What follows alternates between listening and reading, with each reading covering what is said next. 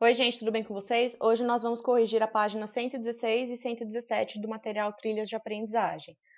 Fala sobre a Revolução Industrial, traz um trecho desse historiador que chama Eric Hobsbawm, que eu já mostrei para vocês outras vezes.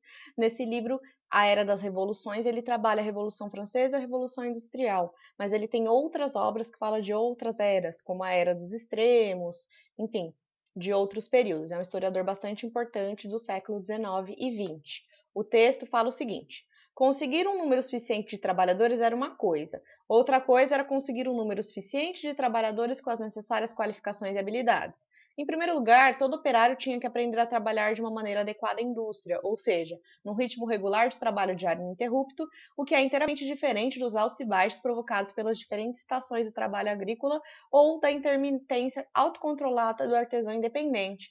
A mão de obra tinha também que aprender a responder aos incentivos monetários. Os empregadores britânicos daquela época constantemente reclamavam da preguiça do operário ou de sua tendência para trabalhar até que tivesse ganho um salário tradicional de subsistência semanal e então parar.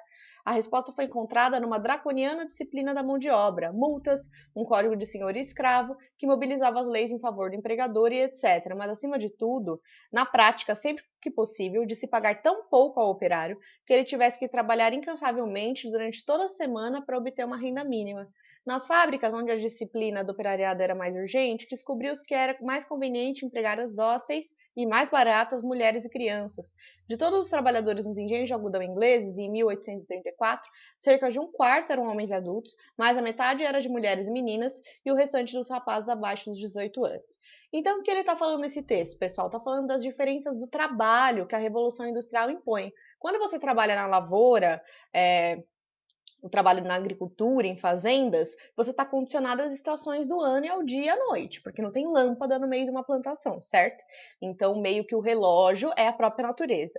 Quando você é um artesão, você trabalha de acordo com o que você mesmo quer trabalhar, porque você vai produzir aquele artesanato, vamos supor, uma camiseta feita à mão, e aí você vai vender ela e vendendo ela você vai ganhar um certo dinheiro. Então, quanto mais camisetas você produzir, mais dinheiro você vai ganhar. Você mesmo se autocontrola.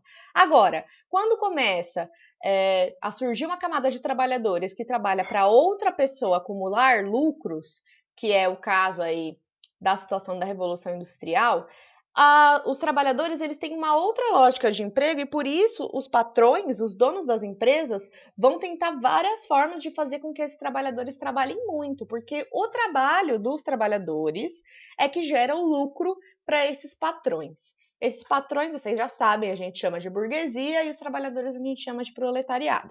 Então, eles vão começar a pagar aí muito pouco para que o operário tenha que trabalhar muito para conseguir o mínimo. E aí vai se tornar vantajoso, então, empregar pessoas que estão em maior situação de vulnerabilidade e que vão acabar trabalhando mais por menos. E assim o patrão tem mais lucro, que são as mulheres e as crianças. Então, nessa fase da Revolução Industrial, nós temos pessoas de 6 anos trabalhando 18 horas por dia.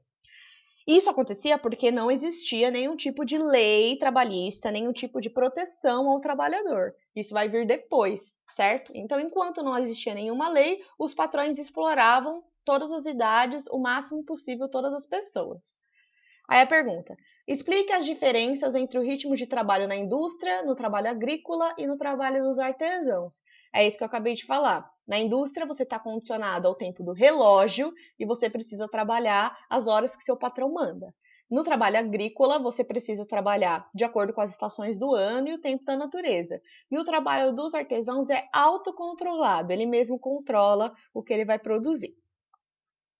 A2. De que maneira os empregadores britânicos forçaram os trabalhadores a entrar no ritmo de trabalho que a indústria necessitava? Pagando menos. Assim, eles conseguiam que o operário trabalhasse mais e fosse mais explorado, né? Isso é uma exploração.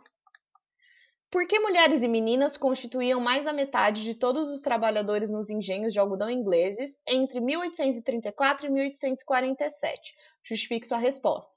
Porque mulheres e meninas eram mãos de obra mais barata, porque eram pessoas em situação de vulnerabilidade nesse período que se subordinavam a ganhar menos ainda do que os homens, por necessidade mesmo, né? De maneira geral, pode-se dizer que o trabalhador foi beneficiado ou prejudicado pelo processo de industrialização do seu trabalho. Justifique sua resposta.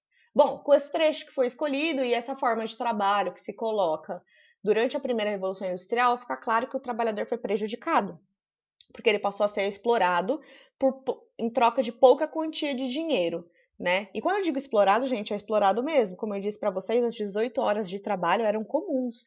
As 8 horas trabalhadas são um ganho trabalhista que a gente vai ter muito posteriormente, assim.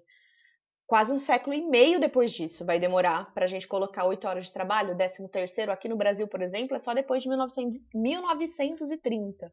Na Revolução Industrial, a gente está falando do século XIX. Então, pensem que todas essas condições de vida que nós temos hoje, elas são fruto de diversas manifestações e organizações trabalhistas para que se ganhe direitos. Então, vocês vão corrigir essas questões e vão enviar para mim a foto no Google Sala de Aula da correção. Lembrem-se, é claro que não precisa repetir exatamente as minhas palavras, o importante é que vocês tenham escrito mais ou menos essa ideia, tá bom? Qualquer dúvida é para mandar por lá também.